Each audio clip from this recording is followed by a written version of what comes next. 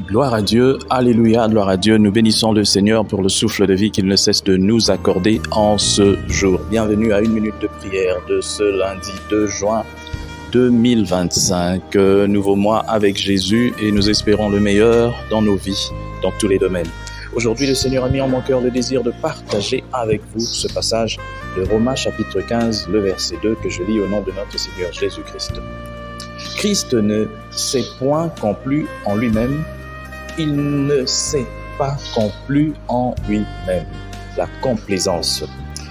Une telle parole nous arrête, nous fait rentrer en nous-mêmes et va au plus profond de notre conscience et même de notre racine de la vie chrétienne, où, si souvent, nous trouvons tant de complaisance en nous-mêmes.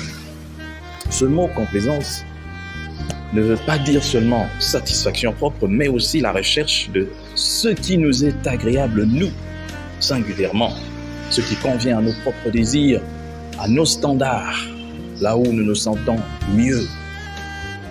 Et pourtant, la Bible nous dit, lui-même Jésus parlait en disant « Je suis humble de cœur, je ne cherche pas ma volonté, mais la volonté de celui qui m'a envoyé. » Mon frère, ma sœur, combien c'est difficile de fois pour nous de rester là où on ne nous comprend pas. Combien c'est difficile pour nous de fois de rester là où il y a ce que nous appelons le combat, là où il y a le rejet, là où il y a des luttes, là où il y a la résistance, là où on sent que nous ne sommes pas bien accueillis. Combien de fois ne sommes-nous pas pressés de quitter un endroit où on sent que les gens nous sont hostiles. C'est vrai, je ne vous demande pas de rester là où visiblement les gens veulent votre mort, à moins que Dieu ne vous convainque.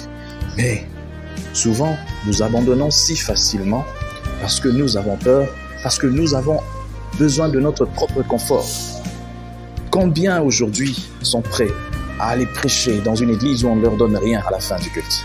Combien, parmi ceux qui sont connus aujourd'hui comme serviteurs de Dieu, pasteurs, prophètes, sont prêts à aller prêcher dans une petite église de 12, 15 personnes, petite en nombre bien sûr? Le plus souvent, nous ne cherchons pas à plaire à Dieu.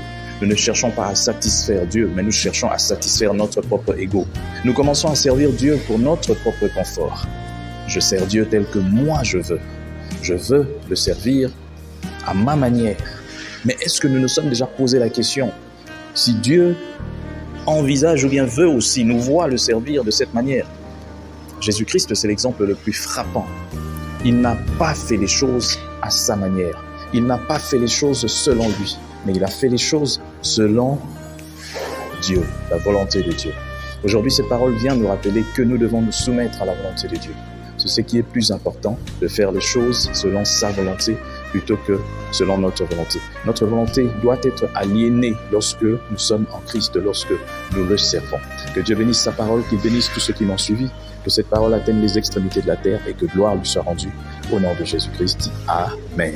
Gloire à Dieu et bonne journée.